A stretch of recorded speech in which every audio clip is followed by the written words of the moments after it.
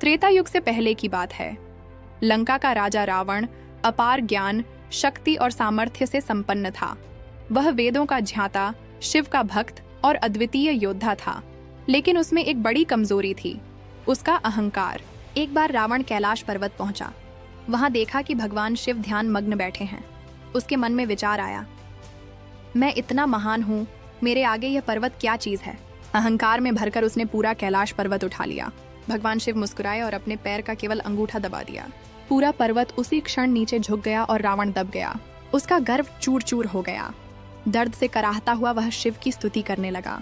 उसी समय शिव ने प्रसन्न होकर उसे मुक्त कर दिया और कहा, रावण, तुम्हारी शक्ति महान है, पर अहंकार तुम्हारा विनाश करेगा। यह घटना सदा के लिए स्मरणीय हो गई। दूसरी ओर देवताओं और असुरों के बीच समुद्र मंथन हुआ। अमृता प्राप्त करने के लिए सबने मिलकर मंदराचल पर्वत को मथानी और वासुकी नाग को रस्सी बनाया।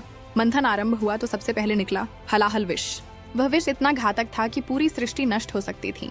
सभी देवता भयभीत हो गए। तभी भगवान शिव ने करुणा दिखाते हुए वह विष अपने कंठ में धारण कर लिया और बने नीलकंठ। इसके बाद क्रमशः रत्न, अप्सराएं, चंद्रमा और अंत में धन्वंतरी अमृत कलश लेकर प्रकट हुए। देवताओं और असुरों में विवाद हुआ, पर अंत में देवताओं को अमृत मिला और उनकी आयु चिरस्थायी हो गई। गहरा रहस्य, समुद्र मंथन केवल देव दानव की कथा नहीं है, यह मानव जीवन का प्रतीक है। हमारे भीतर भी एक समुद्र है, भावनाओं और विचारों का। जब हम साधना करते हैं तो सबसे पहले विष यानी दुख, कठिनाई और बुरी आदतें बाहर आती हैं, पर यदि धैर्य रखते हैं तो अंत में अमृत यानी ज्ञान, शांति और आनंद प्राप्त होता है।